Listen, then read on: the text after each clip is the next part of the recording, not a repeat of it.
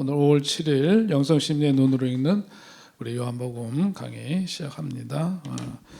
우리 본문 우리 지난주에 요한복음 5장 1절서부터 5절까지 말씀을 보셨죠. 거기 다시 한번 보시는데요. 9절까지 오늘 읽을까요? 9절까지 읽고 오늘은 이제 단락단락 나눠서 좀 말씀을 보도록 그렇게 하겠습니다. 요한복음 5장 1절서부터 9절의 말씀입니다. 그 후에 유대인의 명절이 되어 예수께서 예루살렘에 올라가시니라. 예루살렘에 있는 양문 곁에 히브리 말로 베데스다라 하는 못이 있는데 거기 행각 5이 있고 그 안에 많은 병자, 맹인, 다리 저는 사람, 혈기 마른 사람들이 누워 물의 움직임을 기다리니 이는 천사가 가끔 못에 내려와 물을 움직이게 하는데 움직인 후에 먼저 들어가는 자는 어떤 병에 걸렸든지 낫게 되미러라. 거기 38해 된 병자가 있더라. 예수께서 그 누운 곳을 보시고 병이 벌써 오래된 줄 아시고 이르시되 내가 낫고자 하느냐? 병자가 대답하되 주여 물이 움직일 때 나를 못에 넣어주는 사람이 없어 내가 가는 동안에 다른 사람이 먼저 내려가나이다. 예수께서 이르시되 일어나 내 자리를 들고 걸어가라 하시니 그 사람이 곧 나와서 자리를 들고 걸어가니라. 아멘. 우리 지난 시간에 앞에 38년 된 병자 베데스다라고 하는 연못가에서 거기에 전통적으로 거기 물이 움직일 때에 거기에 가장 먼저 들어가는 사람이 어떤 병에 걸렸든지 나을 거다라는 어떤 이제 전설이 있는 거죠.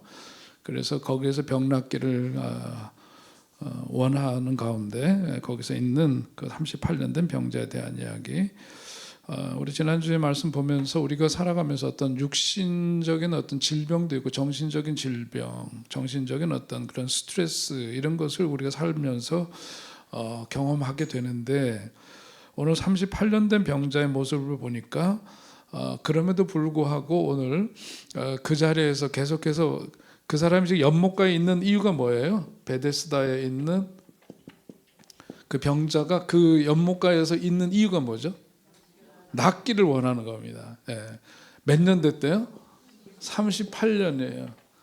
와, 이게 뭐 우리가 병 낫기를 기대하면서 1년, 2년 이렇게 가다가 몇 년 지나가면은 아유 이제는 뭐 별 수가 없나 보다 그리고 포기하기 십상인데 이 사람은 38년이나 됐는데 베데스다 연못가에서 어떻게든 좀 낫고자 하는 그런 열망을 갖고 있는 사람이었다.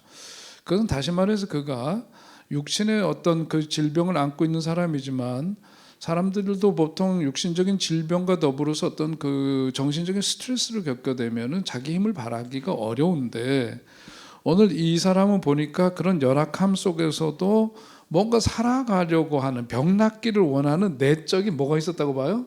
힘이 있었다는 거죠. 그 힘의 실체가 도대체 뭘까? 이런 거는 이제 우리가 궁금하게 여겨지죠. 그거에 대해서 우리 지난 시간에 끝에 말씀드린 것은 뭐냐면 그가 병적인 어떤 죄책감을 이겨낸 사람이었다고 볼 수 있어요. 왜냐하면 그 시대에 예수님 시대에 병 걸린 사람들 그 병은 뭐 때문에 온다고 보통 얘기했냐 하면 뭐 때문이래요? 죄 때문이다 그런다 그랬어요. 너무 잘 아시네요. 그죠? 이 죄 때문에 병이 걸린다고 생각해요. 근데 이런 사고를 지금도 갖고 있는 경우들이 퍽 많습니다. 신방을 가보면 병원 환자 신방을 가면은요 첫마디 그만 목사님 제가 죄를 지어서 그런다고. 물론 죄 짓고 살아요. 근데 그 죄 때문에 이 병이 생겼다고 말할 수 있는지 없는지는 누가 알아요? 우리 주님이 아시지. 몰라요 사실. 그렇게 따지면 우리는 다 병들어 일찍 죽었어야 돼. 그죠? 그러니까 이 더군다나 예수님 당시에 있어서 병이라고 하는 것은 육신의 질병은 곧 그것이 죄와 직접적인 상관이 있는 것으로 연결짓기 때문에 이것은 결국은 병에 걸렸다 그러면 이 죄로 말미암은 것이기 때문에 그 마음속에는 뭐가 들어가 있느냐? 죄책감이 가장 그의 마음을 어렵게 하는 무거운 짐이 되는 거죠. 그런데 이것은 내적으로 갖고 있는 이런 죄책감을 이 베데스다 연못가에서 38년이나 병 낫기를 원하는 사람이 갖고 있는 그 힘은 바로 이런 죄책감을 넘어선 내적인 싸움에서 그 힘을 단단히 갖고 있는 그런 사람이었다 하는 것을 우리가 주목해야 된다는 거죠. 이 죄책감으로부터 해방은 뭐냐면 내가 죄 짓지 않았기 때문에 갖는 그런 것이 아니라 우리 주님은 나의 허물과 죄에도 불구하고 여전히 나를 사랑하신다. 그게 가장 중요해요. 하나님은 사랑이시다. 그랬어요. 괜히 써 있는 게 아니에요. 하나님은 우리의 허물에도 불구하고 나쁜 마음을 먹고 못된 마음을 먹고 못된 짓을 하고 그럼에도 불구하고 여전히 사랑하신다. 그 사랑 때문에 내가 잘못한 거 깨닫고 뉘우치고 돌이키고 이러는 거잖아요. 그런데 하나님께서 나를 그렇게 용서하시고 다시금 새 사람으로 살아갈 수 있도록 부추겨 주시는 분이신데 우리가 여기에서 헤어나지 못하는 죄책감 속에서 우리의 삶이 무너지게 돼 있다. 그런데 이 사람은 그렇지가 않았다. 병적인 어떤 죄책감을 갖고 있지 않았는데 우리가 살아가면서 이러한 부작용을 막으려면 어떻게 해야 되느냐? 자기 이해와 자기 존중이 필요하다. 그것은 뭐냐? 하나님이 세상에 나 하나밖에 없는 것처럼 사랑하신다라고 하는 오거스틴의 고백처럼 하나님이 정말로 무지무지 나를 사랑하신다. 보석의 가치는 뭐 때문이라 그래요? 희소성 때문이죠. 그죠? 희소성 때문이에요. 금이 사방 천지에 널려 있으면 뭐가 금이 귀중하고 다이아몬드가 왜 귀중하겠습니까? 근데 사람은 세상에 나 하나밖에 쌍둥이도 똑같지 않는, 그죠? 그런 독특한 그 한 사람으로 한 생명으로 이렇게 존재하게 하겠다라고 하는 그것을 통한 자부심, 그러니까 자기 존중과 자기 이해, 이것이 이제 필요하단 말이죠. 이런 내적인 힘은 자기 존중이죠. 자기 이해, 이런 것들에서부터 비롯된 거고, 하나님은 사랑이시다라고 하는 그 믿음 때문에 가능한 거고 그렇다. 그리고 두 번째 우리 지난주에 마지막에 했던 게 뭐예요? 무슨 마음? 감사하는 마음을 갖는 거. 이런 것이 내적인 힘을 갖게 하는, 그래서 감사하는 훈련이 되어 있어야지 이런 게 생기는데, 그러면 감사하는 훈련은 어떻게 해야 되느냐? 그냥 막 정신없이 살지 말고 내가 지금 살아가고 있는 이 삶의 자리에서 우리들이 살아가는 그 삶의 무엇을 느끼라 그랬어요? 맛을 느끼라 그런 말 했죠, 그죠? 삶의 맛을 좀 느껴봐라. 그냥 정신없이 살지 말고 음식을 먹을 때 허겁지겁 막 그냥 먹어서 그냥 아우 잘 먹었다 배부르고 끝 이게 아니라 음식의 맛을 느끼면서 그죠? 그렇게 하면 훨씬 더 그 음식이 풍미가 있고 더 그것을 많이 느낄 수 있다라고 하는 것 자체가 참 감사한 일이죠. 인생의 맛을 느끼라고 하는 것은 내가 지금 누리고 있는 것들을 그냥 당연하게 휙휙 지나가는 삶에서 멈춰서서 가만 음미를 해보니까, 맛을 느끼듯이 음미를 해보니까 내가 정말 모든 것들을 땀 흘리고 수고해서 얻은 결과물에 그런 어떤 산술적 결과물 때문에 내가 사는 게 아니더라. 그러니까 이게 감사가 생기는 거죠. 그 맛을 느끼기 시작하니까 말을 잘 듣든 안 듣든 자녀들이 있는 것도 참 기쁨이고 감사고, 또 내가 오늘 이렇게 정말 좋은 교회 다니고 있는 것도 감사고, 그리고 옆에 참 좋은 분들 우리가 하고 살고 있는 건 맞아요? 우리 광역교회 교우분들 얼마나 참 좋습니까? 선한 분들이잖아요. 솔직히 우리끼리 막 그런가? 제가 보기엔 참 하나같이 선한 분들이세요. 그러니까 세상에 많은 사람들이 있지만 이렇게 선한 사람들하고 어울려서 이런 신앙생활을 하고 밥을 같이 먹고 이야기를 나누고 서로 기도해주고 아픈 이야기, 슬픈 이야기, 기쁜 이야기 함께 그렇게 더불어 나눌 수 있다는 게 얼마나 복되냐. 그러니까 우리 어떤 죄책감을 뽑아내 버리고 건강한 삶을 살고 내적인 힘을 가지고 살려면은 하나님 사랑에 대한 믿음, 자기 이해와 존중, 그리고 생활 속에서의 그 감사함을 늘 깨닫고 그것을 음미하면서 살아가는 삶, 그게 참 건강한 삶인 거죠. 그래서 우리가 살면서 가만 보면 이렇게 좁고 이렇게 그 좁은 공간에서 우리끼리 그냥 그럴 게 아니에요. 보면 비행기 타보셨죠? 비행기 딸리네 좀. 예. 비행기 타보면 우리 보통 뭐 이코노미석 타잖아, 일반석 타는데 아유 일반석 오래 앉아 있으면 그 답답합니다. 다리도 제대로 못 펴지. 또 뒤에 사람한테 또 좀 방해가 될까봐 의자 젖히는 것도 잘 못하게 되잖아요. 그럼 뭐 아주 그 공간 자체가 굉장히 힘들고 그렇습니다. 그러면서 그 비행기 한번 타면서도 뭐냐면 우리가 살아가면서 이런 공간 속에 자유롭게 다닐 수 있다는 것만 해도 참 어떻게 생각해 보면 굉장한 감사고 그렇죠. 그러니까 우리가 살아가면서 이런 것들을 음미하면서 이 베데스다 연못가에 있었던 그 사람이 에게서 발견할 수 있는 이런 점들을 우리가 주목해보고 우리의 삶도 한번 연결시켜서 생각해 볼 필요가 있어요. 그래서 그 다음에 이제 우리가 9절까지 읽었는데 그런 사람이 있더라까지 우리 지난 시간에 봤잖아요. 그런데 그것을 누가 보셨대요? 예수께서 보셨대. 38년 동안 연못가에서 물이 움직이면 가장 먼저 들어간 사람이 낫는다는 그거 하나 믿고 그냥 거기서 줄창 기다리는 사람인데 예수께서 그 누운 것을 보시고 6절에 그렇죠. 병이 벌써 오래된 줄 아시고 우리 주님은 보시고 그리고 아시고 그리고 물으시죠. 그 다음에 물으시는데 네가 낫고자 하느냐 그렇게 물으십니다. 자, 그렇게 묻는 것은 뭐냐면 진짜 이렇게 38년이나 돼서 누구도 이제는 희망하기 어려운 상황인데 그래도 넌 여전히 희망하고 있는 거니? 정말 낫기를 원하는 거야? 한번 그렇게 다시금 물어봅니다. 예수님 항상 그러세요. 일방적으로 저도 오늘 새벽에도 잠깐 뭐 그런 비슷한 표현을 했지만은요. 내가 보기엔 이것이 최상이라고 생각하는데 상대방이 볼 때는 아닐 수도 있어요. 그죠? 그러니까 이게 뭐냐면 선물이라는 것은 주는 사람의 마음이 중요한 게 아니라 뭐가 중요하더라? 받는 사람의 마음이 중요하다. 이걸 다시 깨닫게 됩니다. 받는 사람이 이게 최고의 선물이라고 느껴야 좋은 선물이에요. 이건 내가 꼭 필요한 건데. 이거는 정말 내가 기다리던 건데. 내가 정말 꼭 갖고 싶었던 건데.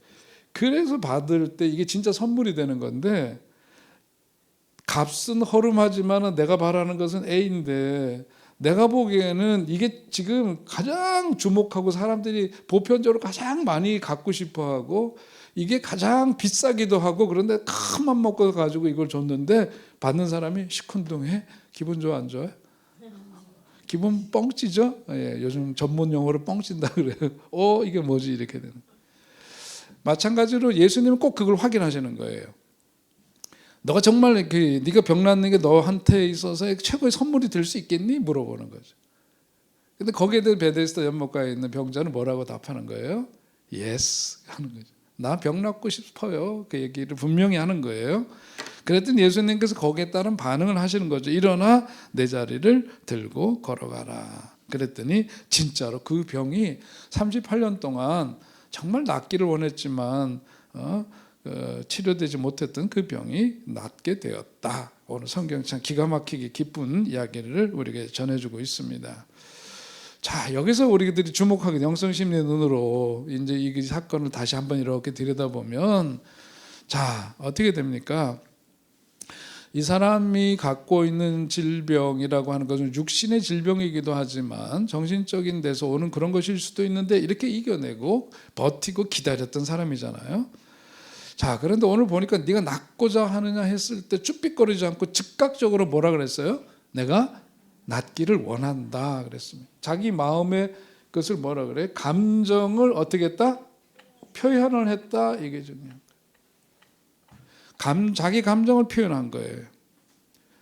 그러니까 이거는 달리 보면은 이 사건을 보면서 다른 우리들의 이야기로 끌어오면은 뭐냐면 자기 감정만 표현을 잘해도 일단 낫고 들어가는구나. 반은 낫고 들어가는구나. 굉장히 중요한 부분이라고 봅니다. 우리가 지금 처해 있는 상황에서 아무것도 하지 않으면은 그게 결국은 뭐냐 아무것도 안 하는 걸로 끝나는 게 아니라 그것이 자기 파괴적으로 되는 거예요. 여러분 우리가 얼마 전에 운동 왕창 미리 해놨다고 해가지고 오늘 운동을 게을리하고 자기 건강을 소홀히 하면 어떻게 돼요? 나빠지는 거예요. 그게 그냥 괜찮은 것 같지만은 보통의 어떤 건강이 유지되려면 어떻게 되죠? 그것을 유지하고 관리하는 일상이 있어야 되는 거죠. 그게 결여되어 있으면은 과거에 어떤 좋은 건강을 갖고 있고 좋은 유전적인 어떤 그런 뭐 건강과 장수의 유전자를 갖고 있다 할지라도 관리가 안 되면 그건 주저앉게 돼 있어요. 마찬가지로 오늘 보니까 이런 맥락에서 보자 하니까 사람이 아무것도 하지 않으면 자기 파괴적인 현상이 나타나게 되는데, 이게 뭐냐면 이 자기 감정이라고 하는 것도 일종의 뭐냐면 에너지거든요. 이게 에너지인데, 에너지가 안에서 빙빙 돌기만 하고 바깥으로 분출되지 않으면, 에너지라고 하는 것은 뭐죠? 힘을 발하게 돼 있어요. 근데 이 에너지가 바깥으로 표출되지 않으면 그 에너지가 어디서 발생이 될까요? 어디에 영향을 줄까요? 안에서요. 내 안에 있는 이 감정이라고 하는 에너지도 이것이 표출되지 않으면 속에서 이게 자꾸 머물러 있는데, 머물러 있는 그대로가 있는 게 아니라, 감정이라고 하는 것은 에너지이기 때문에 에너지가 계속해서 에너지를 발산하게 될 거 아니에요. 그러면 이 감정이라는 에너지가 자기 자신에게 계속해서 파괴적인 영향을 계속 주게 된다. 표현을 해야 된다. 표현을 해야 된다. 분출되지 않으면 내부를 공격하게 돼 있다. 그래서 사람들이 말 못하면 정말 이건 꼭 하고 싶은 말인데 막 못해. 막 상황상 그렇고 막 분위기나 뭐 여러 가지로 막 못하고 꽉 누르고 있어요. 그러면 마음이 어떻게 돼요? 그래서 속이 상한다 그러죠. 상한다는 건 뭐예요? 생선이 상하면 먹어요, 못 먹어요? 생선이 상하면 못 먹듯이 속이 상하면 이게 건강하지 않은 상태가 되는 거거든요. 그러니까 이게 우리가 그것을 생각해 보면 속이 상하면 실제와 생각하는 것이 점점 뭐냐면 차이가 벌어져요. 실제로 별것 아닌 것들이 마음이 상한 채로 계속 있으면 뭐가 되지? 자꾸 커져요. 번져요. 생선이 상하거나 과일이 썩을 때 보면 하나가 옆에서 병들면 그게 어떻게 돼? 계속 전파력을 갖게 되듯이 이때 이게 해소가 되고 정리가 됐어야 되는데 안 되니까 뭐냐면 꽁 하고 있다고 보통 그런 표현도 하죠. 꽁 하고 있다는 건 뭐예요? 말을 좀 하고 속 시원하게 하고 털어놓으면 좋은데 속으로 뭔가 불편한 것이 있는 게 분명한데 그걸 끌어안고 있어. 꽁 하다 그래. 근데 그게 뭐냐면 계속해서 자기 파괴적인 걸 한단 말이죠. 그러면 실제와 자기 그 실제하고 그 생각하고 이런 것들이 점점 차이가 벌어지니까 나중에는 실제로는 별것 아닌 것들이 크게 돼요. 그게 뭐냐면 스트레스로 오게 되는 거죠. 마음이 편치 않아져요. 그래서 우리가 보니까 첫 번째 생각해야 될 것은 감정 표현을 잘 해야 한다. 근데 그것이 뭐냐면 너가 이러니까 그러면 그래서 싸움 나는 거라 그래서 무슨 전달법? 나 전달법 많이 들었잖아요. 항상 말할 때는 나 전달법으로 자기의 무엇을 감정을 어떻게 표출하라고. 그렇게 이렇게 하니까 그 사실 갖고 와서 그러면 내 마음이 어떻다? 참 불편하죠. 이렇게. 그것 때문에 참 마음이 힘들어요. 표현하는 거죠. 첫 번째 방법이에요. 감정 표현을 하는 겁니다. 자, 그리고 그 감정의 표현이라고 하는 것이 언어로 표현되는 것도 표현이지만 다른 방법도 있어요. 사람들을 가만 보니까 그것을 표출하는 방법들이 여러 가지더란 말이에요. 그 중에 하나가 글을 쓴다든지, 글쓰기. 또 뭐가 있을까? 그림을 그린다든지. 우리 어느 권사님도 가서 그림 그리기 하면서 마음 편해지셨다 그랬잖아요. 그죠? 이게 나네? 내 속에 이런 게 있었구나. 그림을 통해서 뭔가 꼭 정신 분석을 받고 이러지 않아도 자기의 마음을 단지 뭐 한다? 표현하는 것만으로도 우리는 더 건강하고 행복하게 살 수가 있는 거예요. 그래서 지금 요 얘기를 세 단어로 한번 뭉뚱그리면 말하라. 그리고 뭐 글쓰기 쓰라. 그다음에 그리라. 이 세 가지만 해도 이 표현이 가능해지는 거죠. 그러면 평소에 자기 감정과 생각을 잘 털어놓게 되는 거예요. 꼭 사람한테 말하는 게 어려우면 이렇게 표출을 하는 거예요. 이걸 드러내는 거예요. 그러다 보면 훨씬 더 건강하고 행복한 삶을 살 수가 있다. 아시겠죠? 또 하나가 있어요. 그림, 말, 글쓰기, 그림 여기에 더해서 우리 신앙인들이니까 뭘 하면 또 돼요? 기도. 이제 뭐 강의하셔도 될 것 같아 보니까 나와서 너무 말씀 잘하세요. 기도죠. 기도를 하는 거가 참 중요합니다. 강한 기도입니다. 우울하거나 불안한 생각들이 의외로 집요하고 힘이 셉니다. 사실 여러분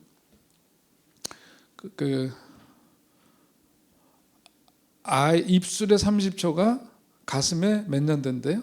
30년 된다 이렇게 이야기를 하는데 우리가 가만 생각해 보면 어렸을 때 들었던 말 중에 여러분 자라면서 칭찬 안 들어본 사람 있어요? 칭찬 안 들어본 사람 없을 거예요.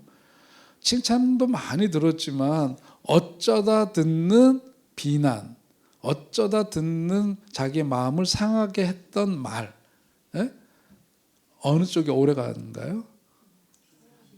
사실 여러분들 살면서 보통의 가정에서 뭐냐면 칭찬을 이만큼 들었다는 비난이나 어떤 잘못된 거 지적받고 이랬던 건 아마 요만큼밖에 안 될 거예요. 살면서 보니까 이렇게 무수히 많이 들었던 칭찬이 이런 것들은 별로 그냥 그렇고 어쩌다 들었지만 그게 그냥 한마디가 딱 박혀가지고 오랫동안 남죠. 요게 더 힘이 세요. 얘가 힘이 더 세다고요. 마찬가지로 오늘 우리도 보면 우울감이라든지 불안한 생각들 이런 게 훨씬 더 집요합니다. 그게 힘이 훨씬 셉니다. 그래서 뜬금없이 막 자살에 대한 충동도 느끼고요. 별거 아닌데도 뭐 그런 일들 뭐 별거 아닌데 자기 마음의 상태, 마음의 힘이 강할 때는 문제가 아닌데 그런 마음이 이렇게 허약해지고 힘들어져 있을 때 그러면 잘 죽는 게 낫지 뭐 이런 생각 이상하죠. 이거는 내가 아닌데 그런데도 그런 생각이 불쑥 들어올 때가 있다. 그게 뭐냐 유혹자의 소리인 거죠. 소위 우린 신앙 언어로 보면 마귀가 역사하는구나 이렇게 얘기하기도 합니다. 사람을 죽음의 길로 유혹하는 그런 소리가 있는 거죠. 이런 게 결국은 뭐냐면은 우리의 어떤 우울함, 불안감 이런 것 뒤에 숨어가지고 달짝지근한 소리로 우리를 유혹하는 거야. 야, 그렇게 살아서 뭐하냐? 죽으면 편할 텐데. 뭐 이런 그 유혹자의 소리거든요. 그게 마귀의 소리예요. 이런 것들이 이제 사람들에게는 훨씬 더 강한 힘을 발휘한단 말이에요. 심리적으로 보면 여러분도 인정하시죠, 그죠? 그러니까 이래서는 안 된다. 그래서 이제 옛날 무슨 성당이지 거기 벽화 같은 데 보면 어떤 천국에 대한 그림도 있고 그다음에 뭐가 있어요? 천지 창조에 대한 그림도 있는데 나중에 이제 보면 최후의 심판 이런 거 보면은 거기에 보면 막 무서운 그림들 있잖아요. 막 뜨거운데 막 이러고 그러는데 그런 지옥에 대한 그림을 그리는 게 뭐예요? 그렇게 하면 안 된다 하는 거를 눈으로 보여주는 거죠. 실제로 지옥에 그런지는 가봐야 알지 뭐. 그렇죠. 뭐 상세하게 설명되는 게 아니잖아요. 상징적 언어로만 돼 있지. 그런데 그렇게 하면 안 된다는 걸 보여주려니까 이제 그림으로 그렇게 보여주는 건데요.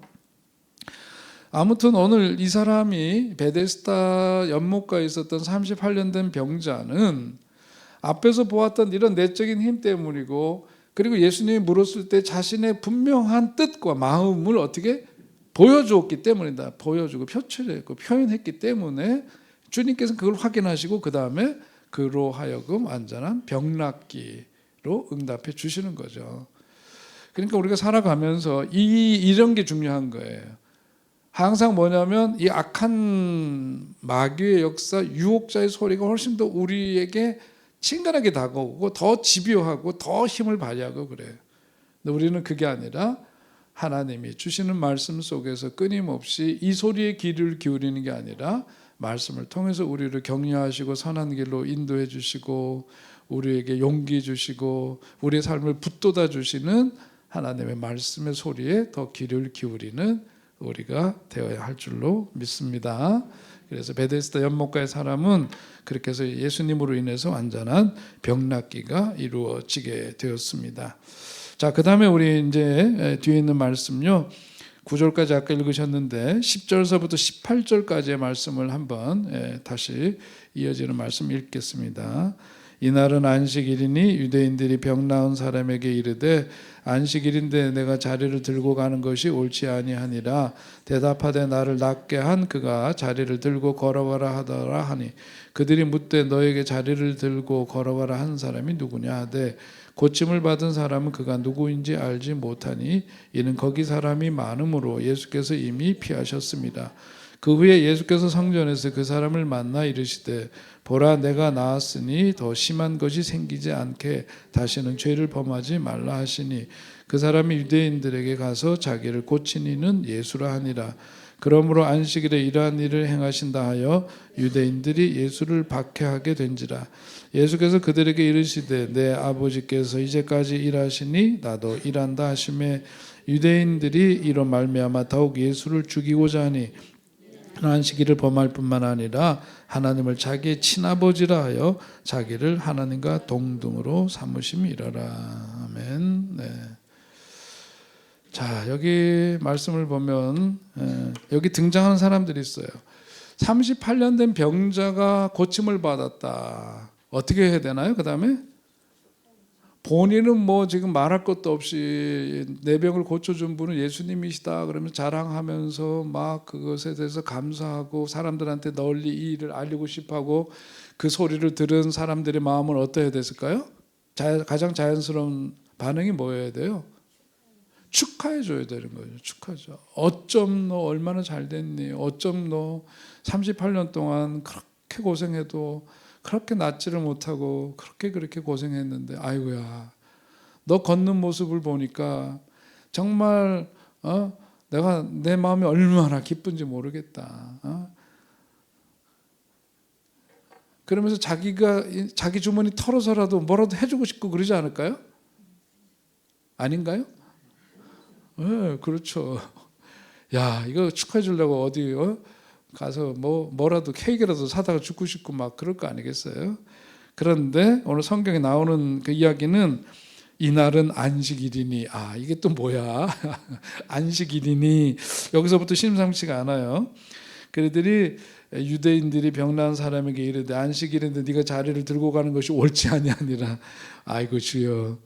남은 지금 38년 동안 걷지도 못하다가 이렇게 걷는 기가 막힌 기적을 체험하면서 신나 있는데 안식일인데 너 왜 자리를 들고 걸어가? 이게 말도 안 되는 소리를 하고 있어요. 이런 말을 한 사람이 누굴까요? 유대인들이라고 표현했지만 그 시대 보자면 요렇게 얘기하는 사람들이 대표적인 사람이 어떤 사람들이에요? 예, 바리새인들이고 율법학자들이고 그렇습니다. 야, 이런 사람들 다른 사람들이 정말 기뻐하는 일에 대해서 함께 기뻐하지 못하고요. 거기에 대해서 다 저거 이상한 마음과 눈초리를 바라보고 이런 인간들은 정말 그건 진짜 손 좀 봐줘야 돼.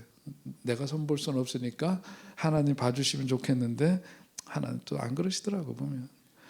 자, 근데 보면 여기 이제 말씀을 보면요.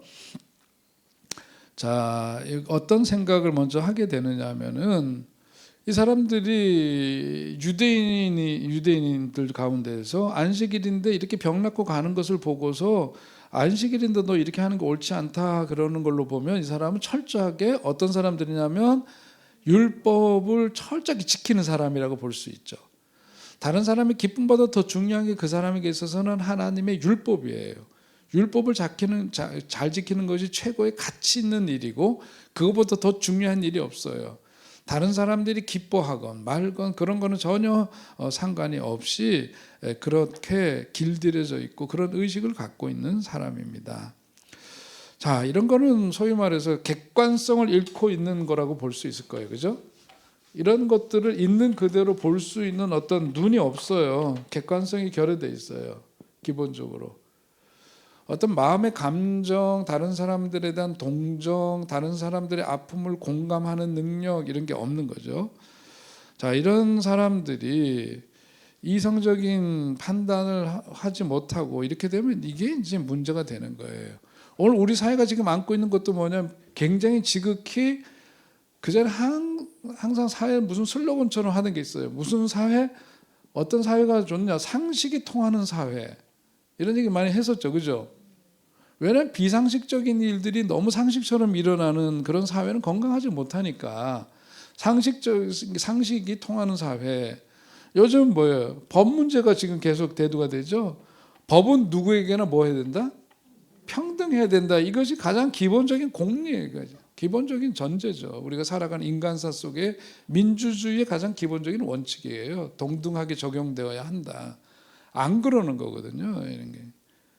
그렇게 되면 이것을 뭐라고 표현하냐면 우리가 좀 비유적으로 얘기하면 이걸 독버섯이라고 해요. 독버섯. 독버섯이 갖고 있는 모습은 어때요? 저는 어렸을 때 강원도에서 어린 시절에 있을 때 산에 우리 큰 매형하고도 산에 가고 그러면서 저는 버섯도 많이 봤어요. 쌀이버섯, 아우 너무 맛있었어. 쌀이버섯 아세요? 쌀이버섯이 제일 기억에 남아. 쌀이버섯 무슨 버섯 해서 버섯을 볶아서 먹으면 얼마나 맛있는지 몰라. 더덕도 해봤어요 저는. 그래서 더덕이 있으면은요 그 향이 납니다. 향이. 그거는 그냥 캐면은 거기서 호연 진액이 뚝뚝 떨어지고 그 뿌리가 이렇게 잘리면 그러잖아요. 제가 신혼여행 갔다가 강원도 어디지 저기 설악산 그쪽에서 신혼여행 갔다 오면서 우리 어머니가 항상 더덕을 구우시면 더덕을 이렇게 두들겨 가지고 펴가지고 숯불에다 양념 잘 발라가지고 연탄불인지 숯불인지 구워주면은 저는 진짜 소고기보다 그게 훨씬 더 좋았어요. 속초에 신혼여행 갔다 오는데 뭐 팔잖아요. 그래서 뭘 사가지고 가느냐고 뭐 이거저거 사고 그러는 중에 보니까 더덕이래. 그래서 하나를 샀단 말이에요. 집에 왔더니 우리 어머니가 오더니 더덕 이렇게 거기는 싸고 많더라고. 그래서 우리 어머니 보더니 웃으면서 더덕이 아닐세. 그게 뭐라고? 진디? 잔디? 잔디? 잔디. 진디가 아니고 잔디. 예. 더덕하고 비슷하게 거의 똑같이 생겼어요. 근데 향하고 이런 게 그게 다르다는 거만요, 그죠? 그래서 쏘가서 샀다고 그 생각이 나는데 이거 얘기를 왜 하냐면은요, 이 독버섯은 모양이 훨씬 더 눈에 잘 띄어요. 고와요, 예뻐요. 색깔도 빨간 것도 있고 뭐. 근데 그거 모양 보고 먹으면 어떻게 돼요? 죽어요. 죽음이에요. 그래서 아는 버섯 외에는 먹으면 안 된다고. 독버섯은 그렇게 강한 독성을 갖고 있어요. 겉으로 볼 때는 아주 그럴듯해 보이지만 그렇습니다. 이게 뭐냐면 사람들 중에서도 오늘 성경에서 나오는 이런 게 이제 예수님이 그 시대 가장 비판적으로 대하고 막 그 언성을 높이면서 싸우고 했던 사람들이 그런 종류의 사람들이었어요. 겉으로 보기에는 멀쩡해요. 누구보다도 법을 잘 지켜요. 그런데 그 사람들이 갖고 있는 것은 뭐 다른 사람들을 다 죄인 취급해요. 다 죄의식에서 떠나지 못하게 만들어요. 그러니까 이게 얼마나 파괴적인 일인지 모릅니다. 그래서 이런 경우에는 이런 사람들이 갖고 있는 게 이제 우리 인간사 속에서 이걸 보면은 자기가 한 일에 대해서 스스로 감동해서 막 눈물 짓고 자신이 잘못한 것에 대해서는 인정하지 않는 그런 이중성을 갖고 있는 사람들, 되게 어디서 많이 보냐? 정치 지도자들에게서 많이 보죠. 정치인들은 자기가 별거 아닌데, 우리가 보기엔 별거 아닌데도 그거 하느냐고 너무 힘들었다고 막 눈물 짓고, 사람들이 또 같이 또 착한 사람들은 눈물 같이 흘리면서 그러고 감동받고 저게 진짠가? 그런데 가만 보니까 이런 게 그 위장된 건데 그것을 사람들은 모르는 거죠. 분별력이 없어서 그것을 모르면은 그게 이제 그 사람들의 마음을 훔쳐서 파괴적인 결과를 빚어요. 그 대표적인 게 뭐냐면 히틀러예요. 히틀러. 우리가 어떤 그 영화에서 보면 요즘 영화는 안 그렇더라고요. 옛날 영화는 뭐냐면 나쁜 사람들은 항상 얼굴에 칼자국이 있어.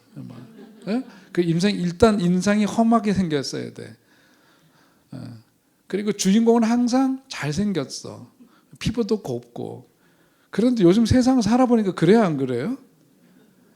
어우, 투박하게 생기고 뭐 사람이 좀 그냥 그래 보이는데 어우, 속을 보니까 진짜 보면 볼수록 진국일세 이런 사람이 있고요. 아우, 저 사람 매너도 좋고 아우, 괜찮아 보였는데 보니까 어우, 저기 완전히 사기꾼 뭐 이런 사람들도 있고 그렇잖아요. 히틀러를 생각하면은요, 히틀러는 금욕주의자입니다. 히틀러가 금욕주의자고요. 이 히틀러가 갖고 있는 이미지를 이렇게 사람들이 모를 때 콧수염 기르고 막 하이 히틀러 이런 것만 해서 막 그 사람이 무슨 괴물처럼, 아니에요. 그런 게 아니었어요. 포악한 독재자 이미지 절대로 아닙니다. 금욕주의자일 뿐만 아니라 채식주의자였어요. 더군다나. 그 다음에요, 술 안 했어요. 알코올도 절대 입에 안 댔습니다. 예수님 사랑한 사람이었습니다. 아세요? 이거를 우리가 역사를 잘 공부해야 되는 거예요. 예수를 사랑한 사람, 채식주의자, 금욕주의자. 그러니까 독일인들이 보았을 때 독일 민족을 위해서 정말 하나님이 이 시대에 영웅을 보내주셨구나, 그렇게 생각을 했던 거죠. 그래서 사람들이 다 거기 넘어간 거예요. 당시에 그 독일을 구원할 구세주로 본 겁니다. 위대한 구원자로 본 거예요. 히틀러는 그런데 철저하게 자기를 속이는 사람이었죠. 사람들 앞에 뭔가 그런 희생적이면서 자기 민족을, 이 게르만족, 이것이야말로 이 시대의 가장 위대한 민족이고 독일 사람들에게 그런 자부심을 주면서 그 유대인들에 대한 극단적인 그런 미움으로 몇만 명을 죽였대요? 600만 명을 죽였다는 거 아니에요, 그죠?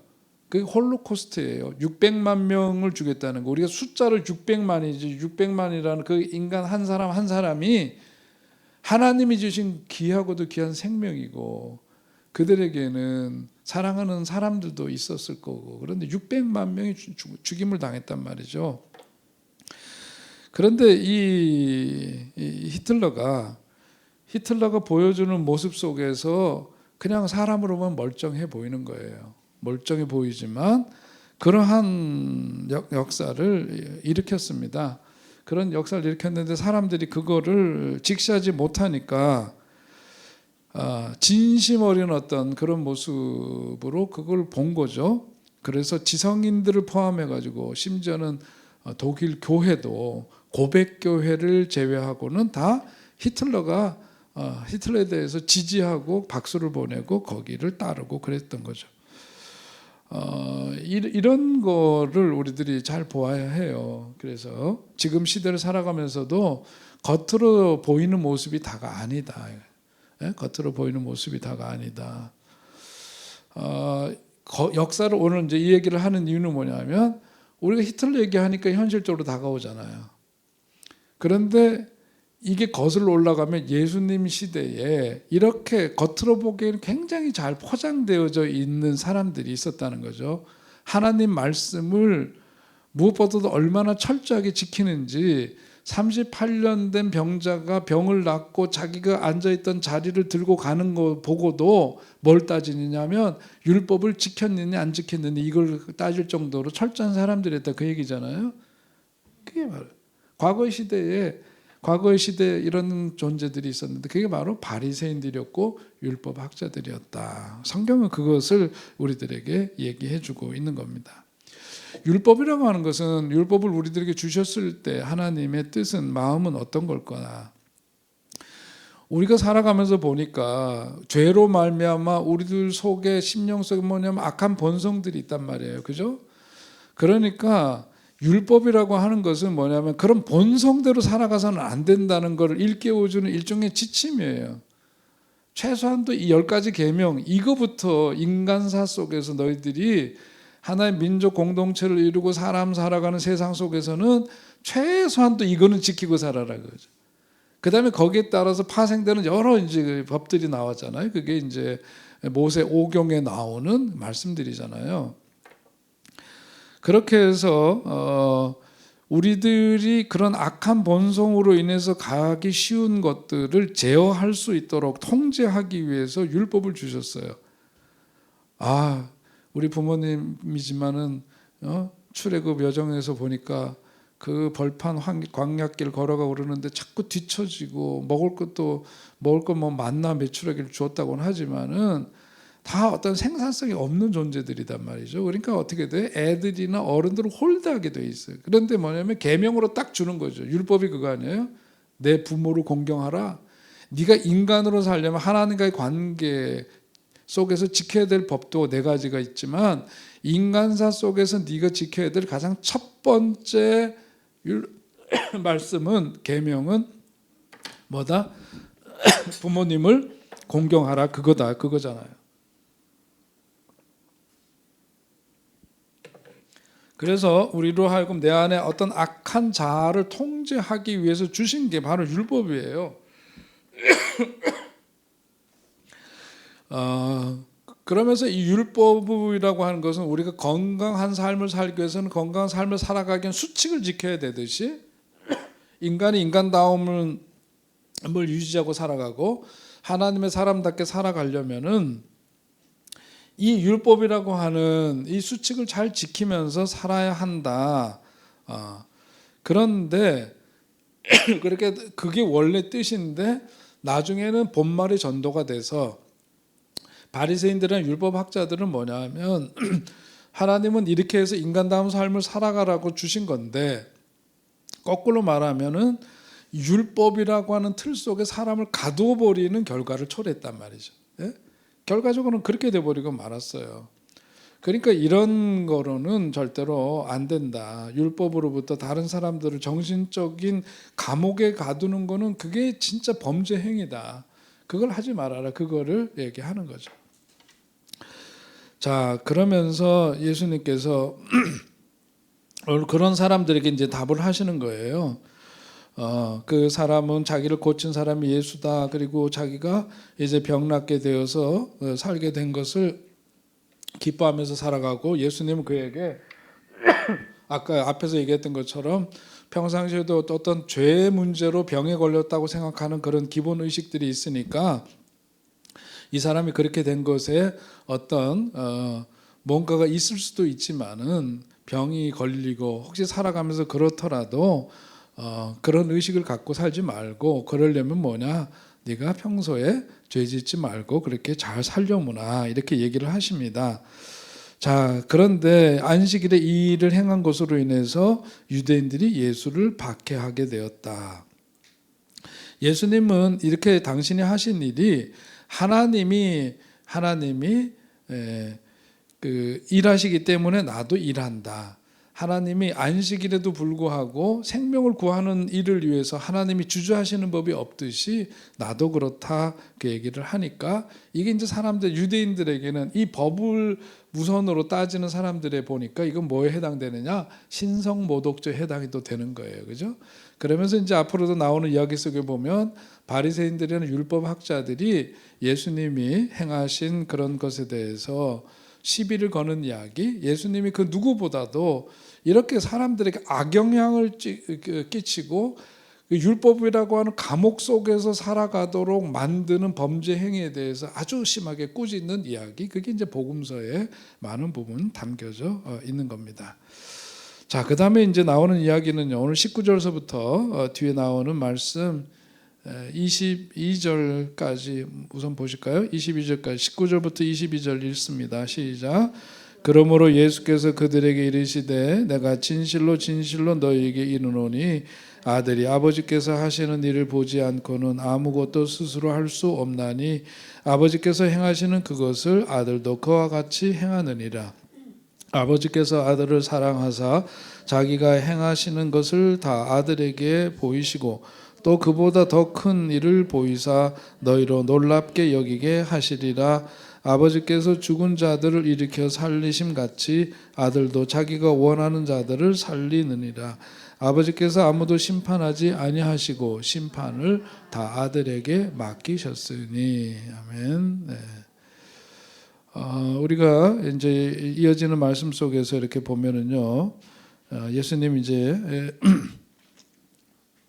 하시는 말씀 속에서 사람은 육체적으로나 정신적으로나 외부로부터 들어오는 것을 먹고 살아가는 존재들입니다. 음식도 그렇죠, 그죠? 외부로부터 내가 내 몸으로 그것을 받아들임으로써 거기서부터 에너지가 발생이 되어서 그 음식을 먹어야 살 수 있는 거죠. 그렇게 해야 건강을 유지하는 것처럼 정신적인 것도 마찬가지예요. 정신적인 것도 외부로부터 오는 정보들, 외부로부터 자기에게 주어지는 것들을 정신적으로 이렇게 잘 그것을 받아들일 때 그 속에서 뭐가 이루어지느냐면 성장이 이루어지게 되어 있습니다. 그래서 외부로부터 유입되는 것들이 내 속에서 잘 소화가 되고 그것이 내 몸에 피가 되고 살이 된다 하는 것처럼 내 몸에 유익이 되고 그러려면은 뭘 해야 됩니까? 외부로부터 들어오는 거. 우리가 먼저 어떤 음식으로 치자면 음식을 먹어야 육신적으로 살 수가 있잖아요. 정신적인 것도 마찬가지라 그랬는데 우리가 먹는 것을 생각할 때 먹는 것이 내 속으로 들어오려면 어떤 과정을 거쳐야 돼요? 음식이 있어요. 어떻게 하죠? 입안에 넣고 어떻게 합니까? 씹어야 된다. 이게 주어예요. 소화는 그 다음 문제고요. 소화가 잘 되려면은 뭐가부터가 전제가 돼야 돼요? 씹어야 한다. 좀 씹어야 산다. 좀 거슬리시나요? 네. 씹어야 산다. 이게 참 중요한 말입니다. 어렸을 때의 아이들을 보면 처음서부터 막 씹는 게 아니죠. 요즘 우리 손녀 지난주에는 와플을 먹는 걸 봤습니다. 고기 그거를 뭐 이도 지금 여기 2개밖에 안 나고 2개인가 이거밖에 안 났는데 그냥 살겠다고 열심히 그걸 씹는 모습을 보는데 막 웃음이 나오더라고요. 이가 없어요. 잇몸인데도 그걸 씹더라고. 막 씹고요. 막 그런 거. 뭐 해야 돼? 씹어야 산다 그거잖아요. 씹어야 산다.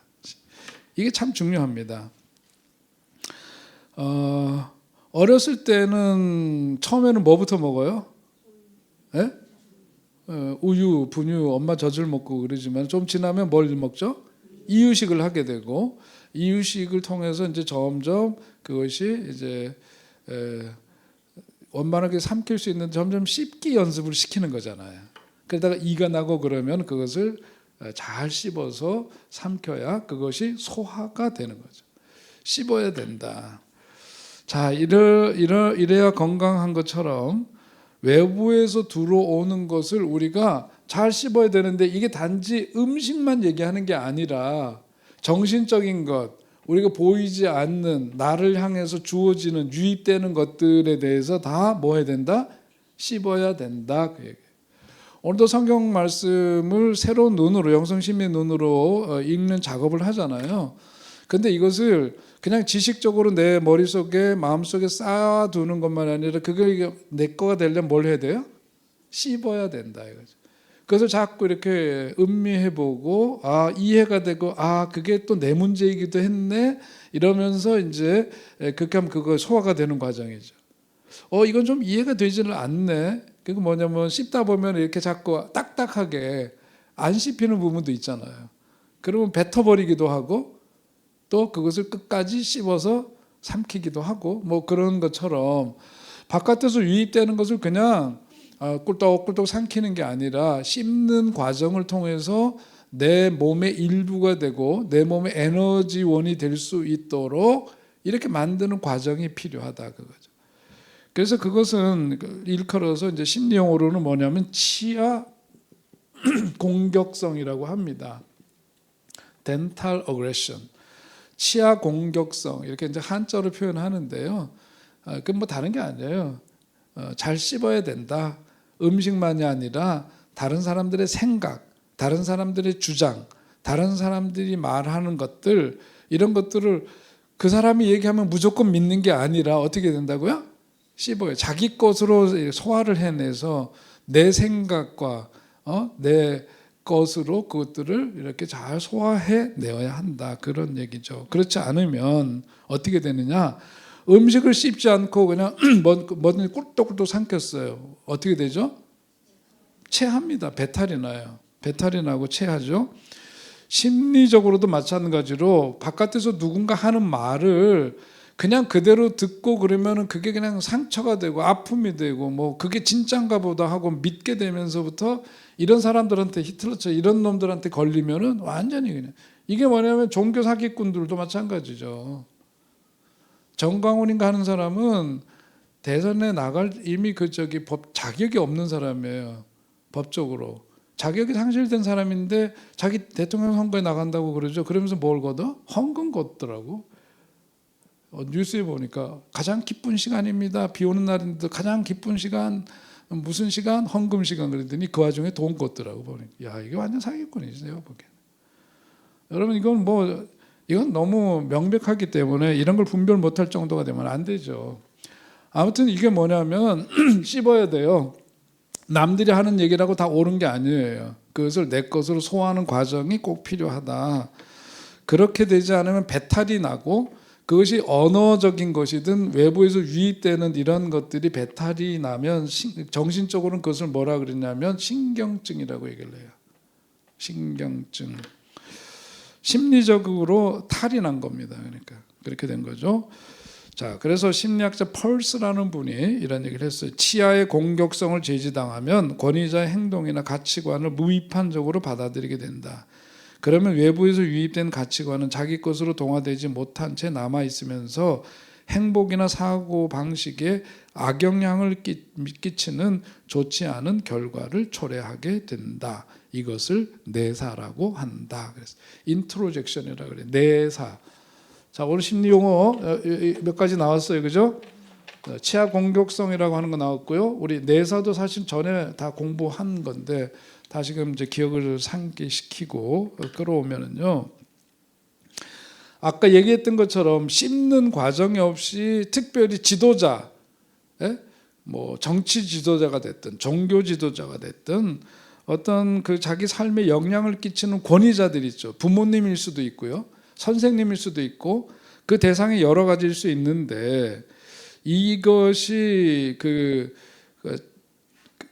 자기 속에서 치아 공격성을 가지고 이런 부분들이 잘 이렇게 씹어서 소화가 되지 않은 채 그대로 받아들이게 되면 그것이 내 삶에 계속해서 좋지 않은 영향을 계속 끼쳐요. 그것을 내사라고 한다.